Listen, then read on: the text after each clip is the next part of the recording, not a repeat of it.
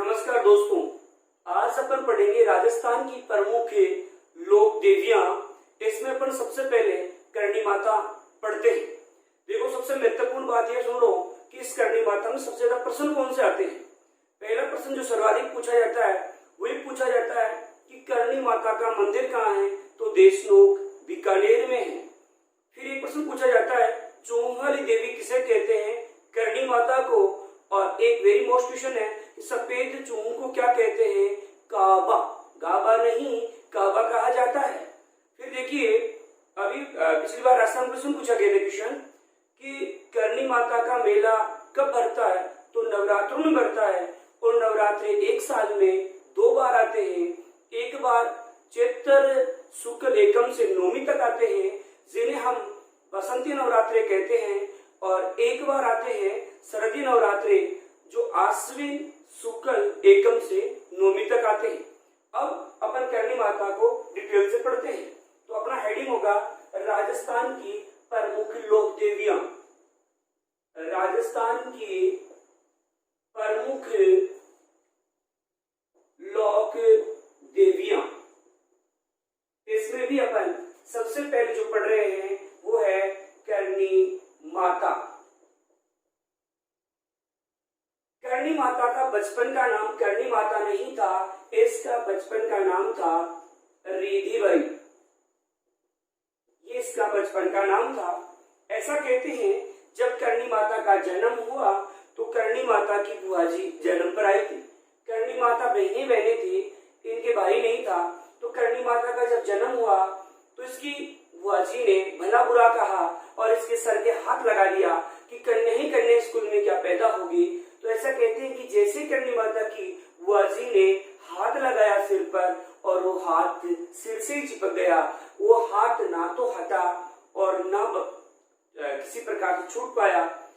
तब कहते हैं कि करणी माता की बुआ जी ने बड़ी मिन्नती की, बहुत प्रार्थना की, उसके बाद में हाथ छूटा। तब करणी माता के पिता ने कहा था ये कुछ कर सकते हैं, इसीलिए रिधिबाई से इसका नाम क्या हो गया, करणी माता हो गया। करणी माता का जन्म कहाँ हुआ, तो इसका जन्म हुआ है सुवाप गांव में। कौन से गांव में हुआ है, सुवाप गांव में। और ये सुवाप गांव कहाँ है, तो ये आपके जोधपुर जिले में है। यहाँ इनका जन्म हुआ था। देखो, ये जन्म स्थान आसानी से रख सकते हैं। यहाँ देखिए, इस गांव में ये क्या लिखा हुआ है, ये लिखा हुआ है सुआ। तो सुआ के केवल पैर लगाते हैं। और अपन ग्रामीण भाषा में सुआ किसे कहते हैं, तोता को कहते हैं। तो बस पैर तो लगाना आपको। सुआ गांव में इनका जन्म हुआ। जन्म एक मान्यता के अनुसार 1387 ईस्वी में इनका जन्म हुआ। और करणी माता की जो मृत्यु हुई है वो हुई है 1538 ईस्वी में। इस प्रकार ये कहा जाता है कि करणी माता 151 साल जीवित रही। बहुत लंबी, 1.5 तक लगा दिया साहब। 151 साल करणी माता जीवित रही।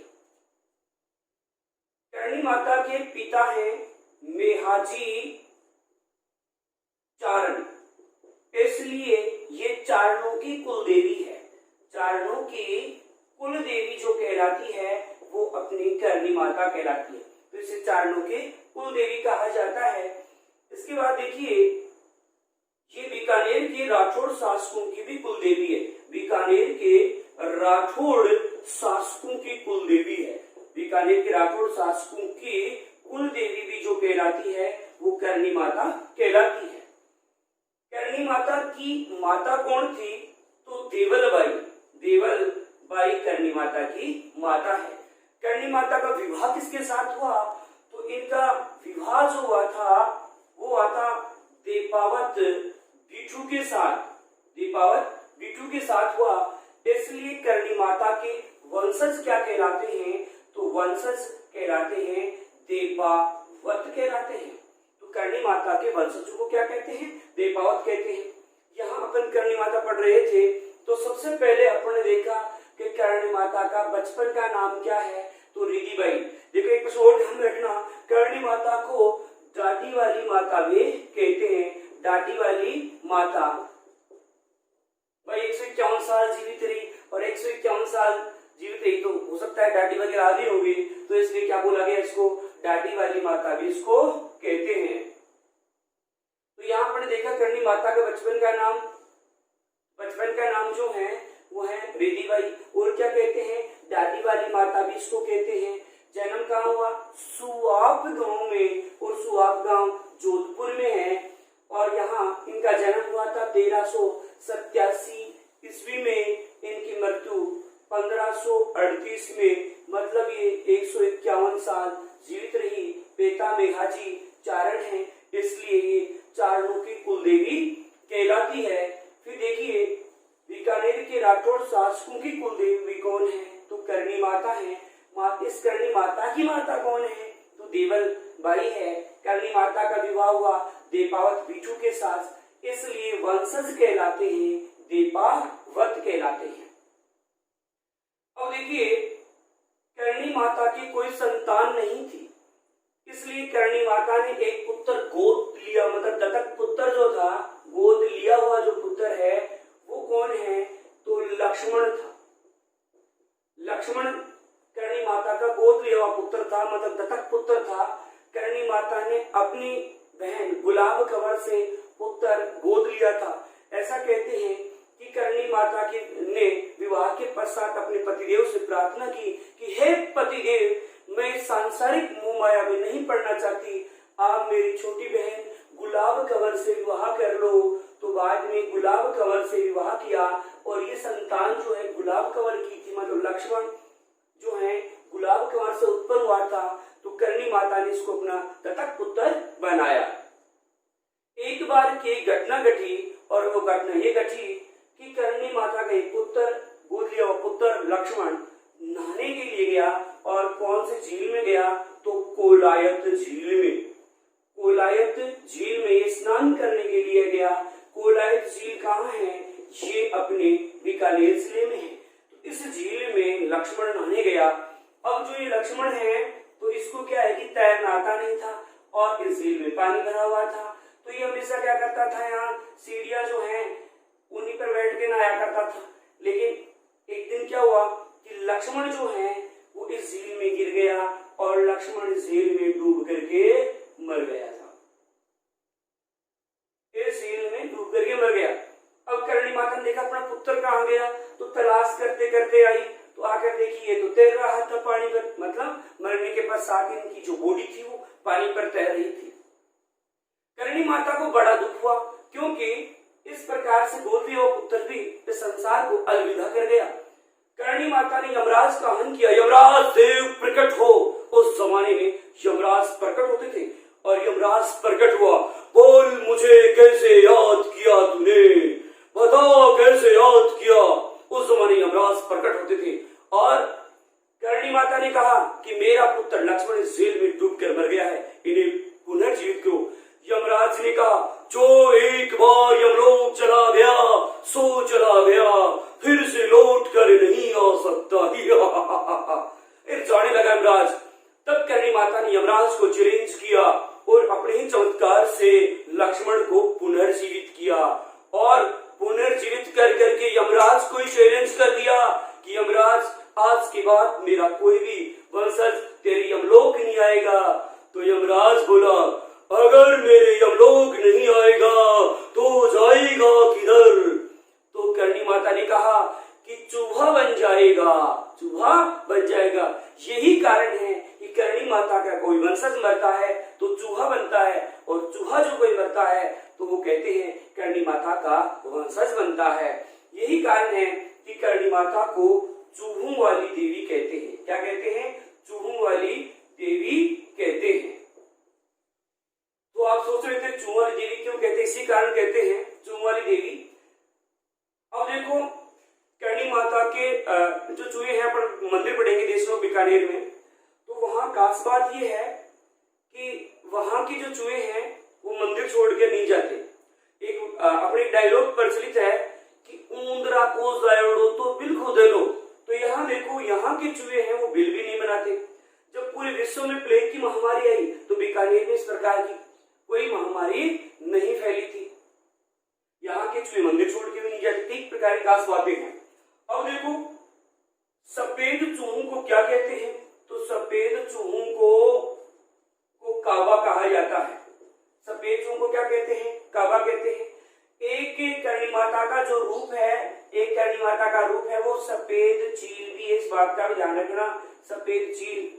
करणी माता का ही क्या है, रूप है। अब देखो ये जो कोलाई झील है, कभी भी चारण जाति के लोग इसमें स्नान नहीं करते। चारण जाति के लोग इस झील में स्नान नहीं करते, क्योंकि करणी माता का पुत्र लक्ष्मण इस झील में डूब करके मर गया, तो इस कारण से झील में स्नान नहीं करते हैं ये लोग।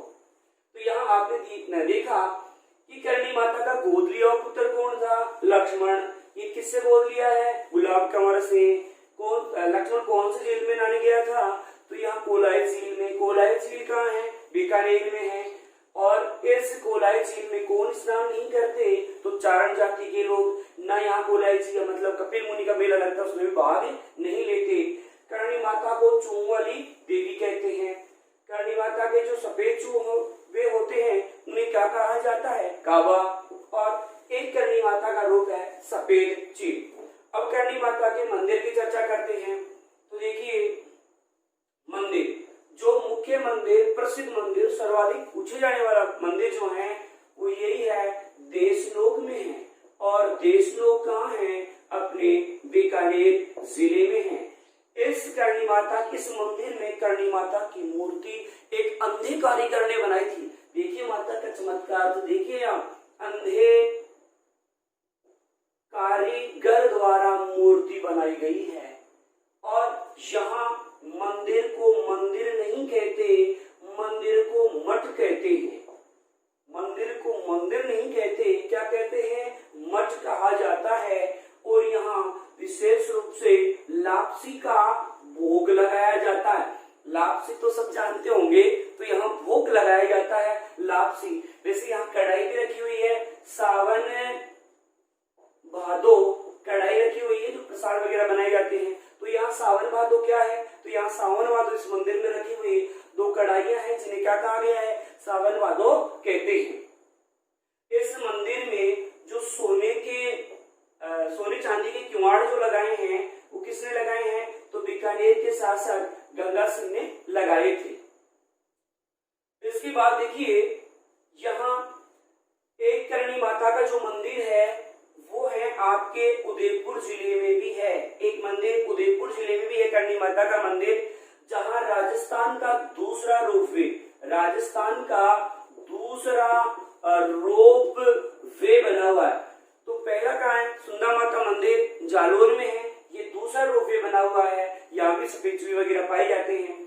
एक इन दोनों अखबार में चर्चित रहा था एक मंदिर, और वो है करणी माता का अलवर वाला मंदिर। यहाँ कोई चोरी वगैरह हो गई थी तो यहाँ अपने अलवर में भी है, लेकिन ध्यान रखना सबसे मोस्ट तो ये देशमुख वाला ही है। इसके अलावा देखिए एक मंदिर और है जो अखबारों में चर्चा का विषय रहा था, और वो है सिक्किम में है। सिक्किम में यहाँ पर सैनिक लोग हैं, वो पूजा करते हैं। ध्यान रखना, मैं सैनिक का मतलब ये नहीं कह रहा कनौट माता, वो सैनिकों की देवी है। यहाँ एक छोटी सी घटना घटी सिक्किम में। कोई बीकानेर का सैनिक था जिसकी ड्यूटी आपके सिक्किम में थी। तो ऐसा कहते हैं कि करणी माता ने सपने में दर्शन दिया और कहा कि यहाँ चीनी सैनिकों का हमला होने वाला है। तो इस बीकानेर की जो सैनिक था उसने अपने साथियों को बताया कि करणी माता ने आकर मुझे सपने में कहा है कि इस प्रकार से चीनी सैनिक हमला करेंगे, लेकिन साथियों ने नहीं माना। अरे बोला यार सपना पता नहीं कितने प्रकार के आते रहते, तो विश्वास नहीं किया। अब हुआ क्या, थोड़ी देर में चीनी सैनिकों ने हमला किया। तो ऐसा कहते हैं बीकानेर वाला सैनिक जो था वो अलर्ट था, उसे पता था आने वाले हैं, माता पर विश्वास था। तो वास्तव में चीनी सैनिक आए, हमला हुआ, चीनी सैनिकों ने हमला किया।